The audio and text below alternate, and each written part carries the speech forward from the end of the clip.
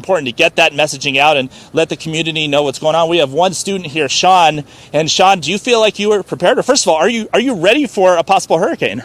Well, you know, it's always a scary thing when you kind of see this develop over and over, and then it's finally time to take some preparations. It's scary, but I think USF has done a really great job getting people prepared. You know, this is something you just got to remember a few days ago was a disturbance. Now we're looking at a major hurricane, but I think they've done a good job getting the students aware of what's coming, you know, closing classes tomorrow and the next day as well, and ensuring that students either are able to go to the USF Tampa campus by tomorrow or have to go someplace else just to be safe, because as you mentioned, this is Zone A.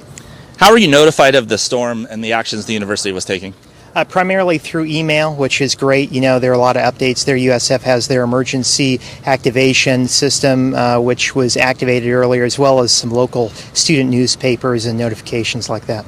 And on the greater level with the whole community of St. Petersburg and Clearwater Beach, everywhere around here, do you feel like there's a pretty good system in place? Do you feel like the community is prepared? It seems like it. You know, I mean, it's interesting coming from Clearwater, being around the county today. You definitely see it in place, going by gas stations, going out to the store. I think people understand just how serious this is, especially when you look over the last few years, things like rapid intensification, which is a real threat. And I think City of St. Petersburg, Pinellas County operations in general, they've been pretty solid and have got people prepared. Yeah, we appreciate you talking with us. Anything else you want to add? Well, I think the big thing here is just to make sure you're prepared and ready to go. You know, like you mentioned, that Zone A evacuation going on. This is one of these situations where you've just got to be prepared. And if that means you feel comfortable staying in Zone A or Zone B, then that's fine. But if you think you need to go somewhere else, as it's mentioned over and over, you don't have to leave the state. You can go somewhere else nearby to be safe and make sure you're able to ride this out and be on the good end of this. Yeah, from what I understand, they're not forcing residents from their home, and that's, you know, that's a freedom of choice thing. But, you know, I think they're strongly urging for folks to go to higher ground because of that 4 to 7 feet of storm surge we were talking about before the show. It definitely could cause some problems out here, guys.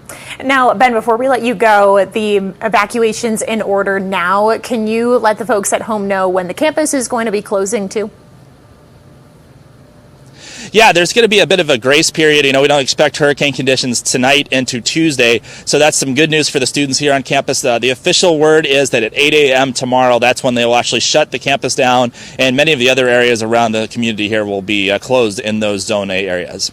All right. Thank you so much, Ben McMillan in the St. Petersburg area. Nice to talk with you. I'm sure we'll be talking with you through the rest of the evening. And as this system starts to ramp up, we want to send things over to Jesse, who has the latest on the forecast. Yeah, so we're still looking at Tropical Storm Idalia. We're going to get a new update to this.